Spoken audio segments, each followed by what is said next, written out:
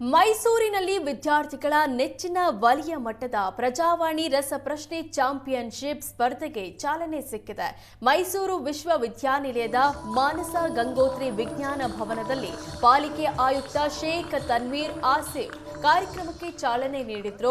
ಬಳಿಕ ಮಾತನಾಡಿ, ಪ್ರಜಾವಾಣಿ ಆಯೋಜಿಸಿರುವ ರಸಪ್ರಶ್ನೆ ಸ್ಪರ್ಧೆಯು ಅರಿವು ಹೆಚ್ಚಳಕ್ಕೆ ಪ್ರಯೋಜನಕಾರಿ. ಪ್ರಶ್ನೆ ಕೇಳುವಾಗ ಪ್ರಶ್ನೆ ಕೇಳುವವರ ಹಾವಭಾವ ಗಮನಿಸಬೇಕು. ಪ್ರಶ್ನೆಯನ್ನು ವಿವಿಧ ಭಾಗಗಳಾಗಿ ವಿಭಜಿಸಿ ಸೂಕ್ತವಾಗಿ ಅರಿತುಕೊಂಡು ಉತ್ತರಿಸಬೇಕು ಅಂತ ಸಲಹೆ ನೀಡಿದ್ರು. ಈ ಸ್ಪರ್ಧೆಯಲ್ಲಿ ಮೈಸೂರು, ಮಂಡ್ಯ, ಚಾಮರಾಜನಗರ, ಹಾಸನ ಹಾಗೂ ಕೊಡಗಿನ 7ರಿಂದ 10ನೇ ತರಗತಿಯ ನೂರಾರು ವಿದ್ಯಾರ್ಥಿಗಳು ಪಾಲ್ಗೊಂಡಿದ್ರು. ಪ್ರಜಾವಾಣಿ ಕ್ವಿಜ್ ಅಂದರೆ ಒಂದು ಇಡೀ ಕರ್ನಾಟಕದಲ್ಲಿ ಪ್ರಸಿದ್ಧಿಯಾದಂತಹ ಒಂದು ಸ್ಪರ್ಧಾತ್ಮಕ ಯುಗಕ್ಕೆ ಪಾದಾರ್ಪಣೆ ಮಾಡುತ್ತಿರುವಂತಹ ವಿದ್ಯಾರ್ಥಿಗಳಿಗೆ ಒಂದು ಉತ್ತಮವಾದಂತಹ ಅವಕಾಶವನ್ನು ಕಲ್ಪಿಸಿಕೊಡುವಂತಹ ವೇದಿಕೆಯಾಗಿದೆ.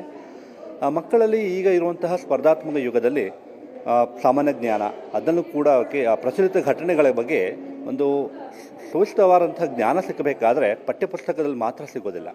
ಅಂಥದ ವಿಚಾರಗಳನ್ನು ವಿದ್ಯಾರ್ಥಿಗಳಲ್ಲಿ ಒಂದು ಸ್ಪರ್ಧೆ ಮೂಲಕ ಒಂದು ಆರೋಗ್ಯಕರ ಒಂದು ವಾತಾವರಣ ಮೂಲಕ ಈ ಪ್ರಜಾವಾಣಿ ಮತ್ತು ಡೆಕ್ಕನ್ ಹೆರಾಲ್ಡ್ನ ಒಂದು ಪ್ರಯತ್ನ ನಿಜಕ್ಕೂ ಶ್ಲಾಘನೀಯ.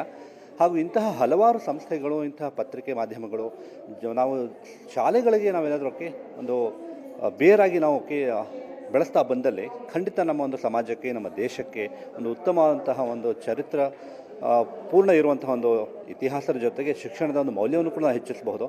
ಆ ನಿಟ್ಟಿನಲ್ಲಿ ಒಂದು ಕಾರ್ಯವನ್ನು